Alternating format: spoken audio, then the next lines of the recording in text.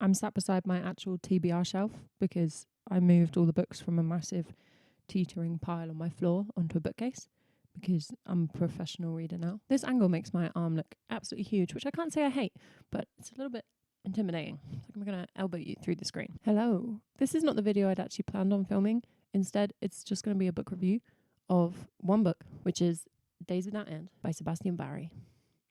Because I finished this book this week and I have a lot of feelings inside of me that I want to share. I'm speaking with a monotonous robot voice because it's Friday and I'm tired, but I swear I do actually have some enthusiasm for this book. As I mentioned in my birthday and Christmas book haul video, my sister bought me a book for every month of the year this year, and this was January's book. So I'd like to thank my sister for continuing to provide me with content for my content. And I also need to thank her because this was a 5-star for me. It was my favorite read of the year so far, which I appreciate is not saying a huge amount given that it's January. But I think it will continue to be a contender for a favorite read for a long time to come. So this video is just me telling you why I like this book. I mean, I guess that's what a book review is. Days Without End is set in the 1850s, 60s, 70s in the US of A. The main character is a guy called Thomas McNulty. Why am I holding it like this? I don't know. Presentation. Thomas McNulty. He emigrated from Ireland to the US as a child. And while he's still pretty young, he becomes friends with another guy called John Cole. And they wind up working together, then joining the army together. They fight in the Indian Wars, so wars against indigenous peoples in North America, and then they end up fighting in the Civil War as well, which is probably a good moment to say that this is not a light read and it does contain some pretty gruesome content, particularly around massacre of indigenous peoples. There's a lot of violence, including violence that the main characters are complicit or participate in. There's also racism against Black Americans, and there is reference to lynching. Like, I think that's worth knowing going in, like, for some people, like whether you want to choose to read some of that content.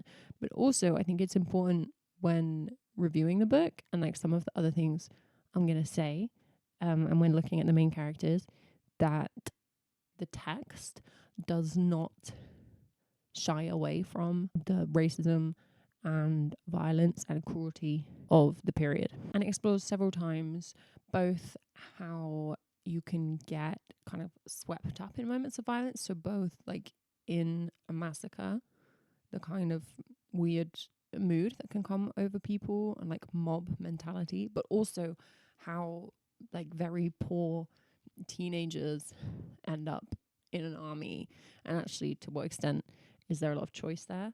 But also does look at characters and moments where people do explicitly choose to stand against violence or to commit violence. So I think it has this recognition both of the need and the capacity to make moral choices and take moral stances, or the intentionality of some cruelty, but also recognizes that the decisions people make and the positions they end up in are multifaceted, which is not an absolution, but it is an exploration. In terms of plot, that's pretty much all you get on the blurb of the book. So I won't delve too much into that before I put a mild spoiler warning up. But before I do that, I need to talk about the prose. The prose in this book is one of the reasons that I'm giving it like such a high rating. So it's in the first person from McNulty's point of view, and the sense of character, like the character voice, is, I think it's incredible. There's a rhythm to his thoughts and his way of looking at the world. Just like every sentence reflects his character. I was trying to find examples to read out, but it's really hard to pick individual lines out that really give a sense of the flow of the text and the combination of like really lovely descriptions of landscape, especially at points in the book when they're in quite dramatic, like plains landscapes, or in the mountains, and then the inner monologue and McNulty's perspectives on the world and his feelings and the relationships between different soldiers, and these moments when he makes decisions and like which can change the course of the book. Quiet, almost like childlike conviction. He has in some ways quite an immature sounding voice in that he seems like he views the world quite simply, but not because like he's simple minded. There's just like a matter of factness, and I think it comes from the character being like a child who saw a lot of horror. Like his whole family died. That's not really a spoiler. His whole family died in Ireland, and then he emigrated in like a horrific boat. And so there's like from childhood seeing this darkness and suffering, and so then how he sees darkness in people and suffering and cruelty throughout adulthood has this like matter of factness to it, which isn't that he doesn't have emotions, but more that I think he just sees the world as containing awful things and then figures out how he can deal with it rather than being like blindsided by bad things happening. I don't know if that makes any sense. It's a very convincing narrative voice, and it does lack speech marks. Speech is just fully integrated into the body of the text, which is obviously something that people love to talk about and discuss. And I do agree that I have read quite a few books where there's no speech marks, but it just feels like there's no reason why there's no speech marks. It feels like an affectation. But here, McNulty's voice is so strong. Like the book is so obviously inside his mind, right? It's not external to him at all. And he's recollecting this. I mean, it's in the present tense, but there are explicit references to the fact that he is telling a story, because there is this sense of a story being told. Putting the dialogue in like that makes a lot more sense. Like it's not always verbatim, and it keeps it within this flow. Like you stay within his mind, even if somebody else is talking. So I think it actually works. I will defend it in this book. All right, so now I'm going to talk about like mild spoilerish stuff. So I don't think this like spoils the book. I mean, if you're someone who likes to go in pretty unknowing, then hop off. But I'm not going to tell you like how conflicts resolve and that kind of thing, but just some of the themes and some of the things that are going on in the story that aren't mentioned in the blurb. I don't think the blurb is like the most accurate depiction of the book, and I don't know how intentional that is. So one of the primary things is that Thomas McNulty, the main guy, and John Cole, his friend who he like joins the army with and goes through everything with, but I mean like they're not friends, they're a couple, and that's established like pretty early on. I mean, I would say within a few pages I was like wondering, and then it's confirmed like not that far into the book, and that is ongoing throughout the whole story, and it obviously affects the way they interact with the world and the choices they make. Like McNulty's decisions and feelings about things are often shaped by his love for John, and of course the fact that that has to be a secret, but also because they spend a lot of the book in the army. Like there is this closeness. There are other people in the book who have like brothers in arms relationships, so it's showing this closeness that's very acceptable within that context, and then they have a closeness that's not acceptable, and their relationship gives McNulty a compass throughout so much of the novel. And I wouldn't say a moral compass, because I think he goes through moral development or has different moral questions by himself. He doesn't need John to do that. It's not that he's like amoral without John. And it's also not that he always makes like great moral choices. I mean, like I have to reiterate, they are directly involved as soldiers in like massacre, which like your perspective on whether or not those kinds of characters should be given any kind of redemption or any kind of positive representation in fiction. I think people will have different perspectives on that. So it's not a question of morality, like their relationship or how it shapes the story. It's just this like pull. It's like the lodestone of his life. And in terms of the ethics of these kind of stories, I mean, there are characters in here who are like rabidly racist.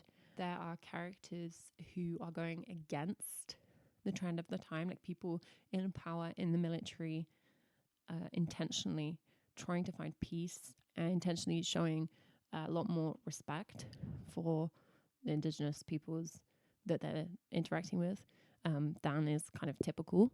But actually, neither of these is black and white. Like, there are examples throughout the book, both of people who begin very violently, then having some shifts, not like 180 moral revelations, but just probably more realistic moments where they have personal relationships with people that shift their perspective, or they get old and tired and they don't want to fight anymore, that kind of thing.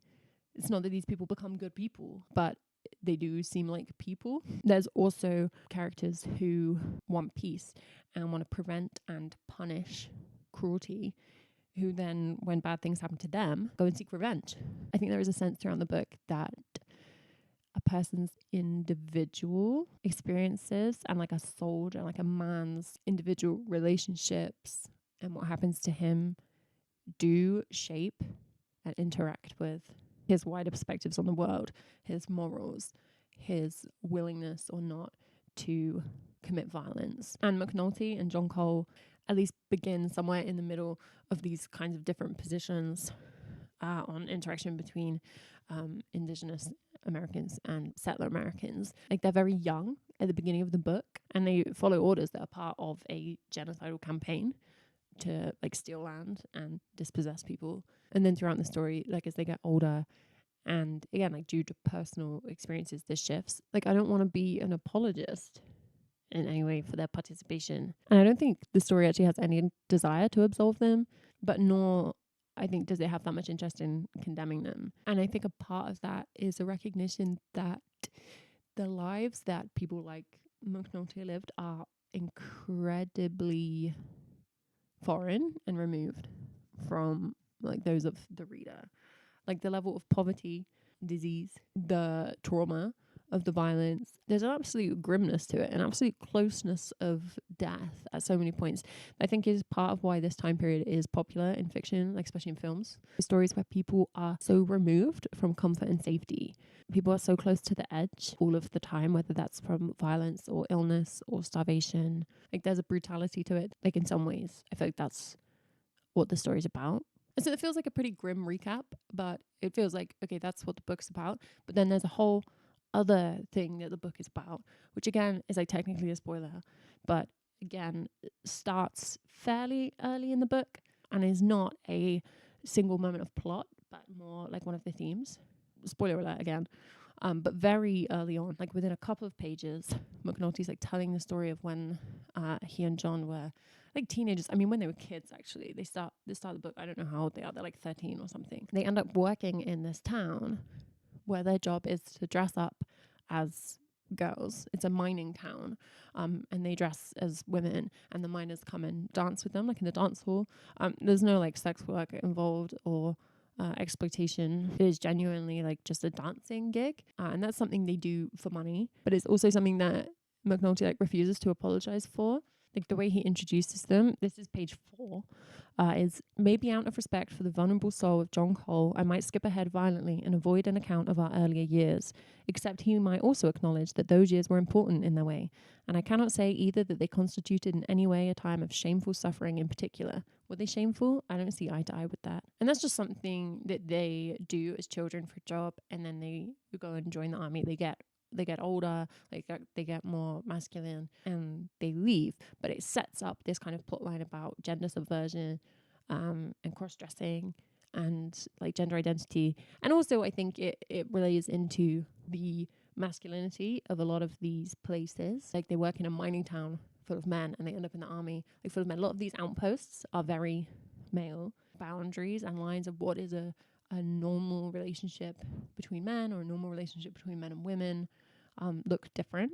But it's also explicitly about McNulty's own identity. So later in the book, there's a gap between when they fight in the Indian Wars and when they fight in the Civil War. And they go and work on the stage. And I mean, it's like a drag act, I guess. Technically, McNulty dresses up as a woman, and then he and John Cole get to like perform romance on the stage in a way that they can never publicly perform it in real life. But for McNulty, it's also more than this. I'm saying he because he remains publicly and largely privately male throughout the book, but he does also discuss his feeling of being more like a woman at different points. There are times when he privately dresses as a woman when he's at home with John and with other family members of their kind of like found family. And there's such a sincerity to the way this is treated. I mean, there are moments when he dresses as a woman for a job. There are moments when he dresses as a woman, like in order to escape a situation, but it's never played for comedy.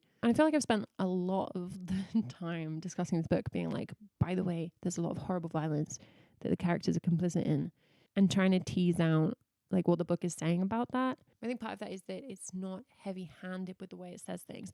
Not that it doesn't have like a strong opinion. I think the book itself, like slightly distinct from McNulty as the narrating character, although him also, but the book itself is like very obviously against these massacres and the genocidal wars. But it's not like writing a sentence like, wow, you really shouldn't kill people to steal their land, that's bad, which it is.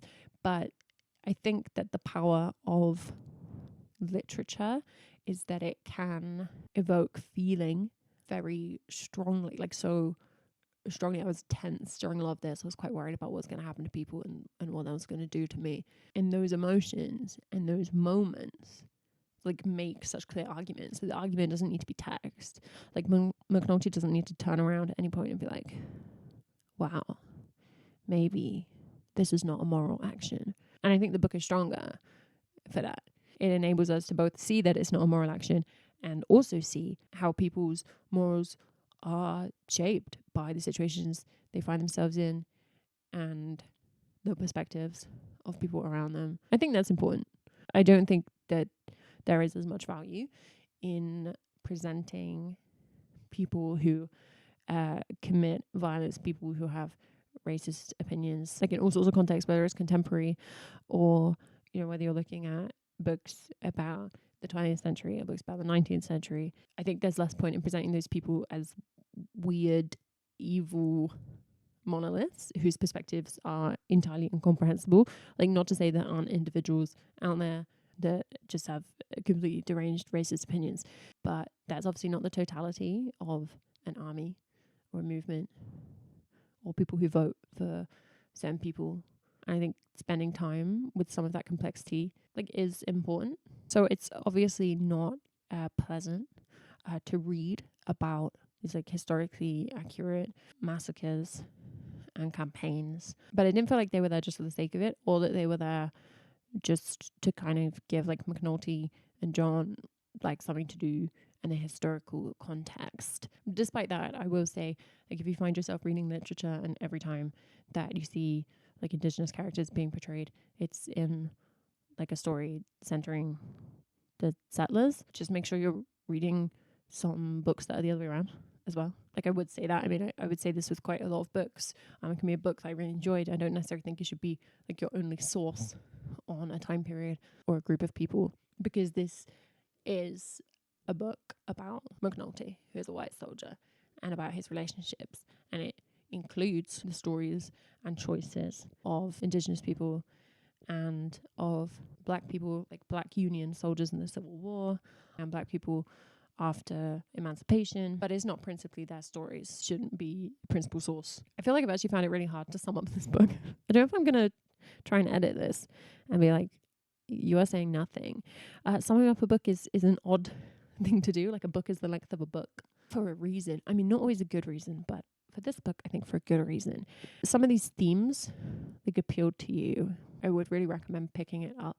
Like, I don't quite know how to unpick it all. I just know I found it very impactful. The prose is just great. I guess like my spark notes would be like, beautiful prose, horrible stuff.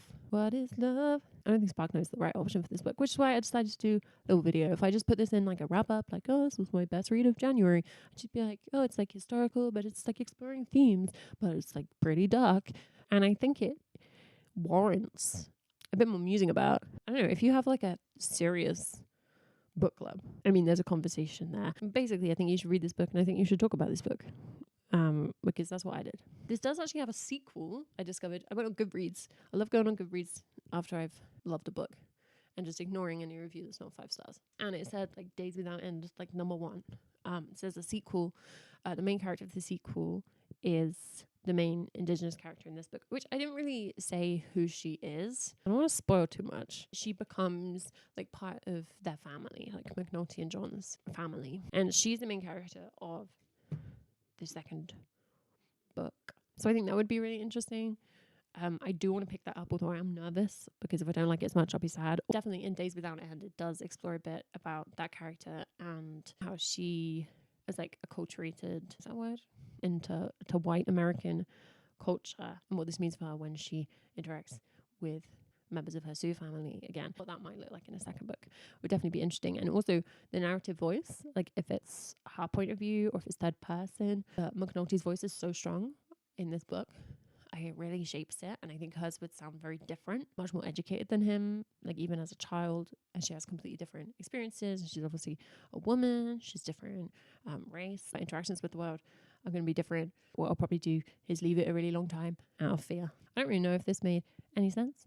It's definitely not my most laugh a minute video, because I did end up spending a lot of time talking about genocide.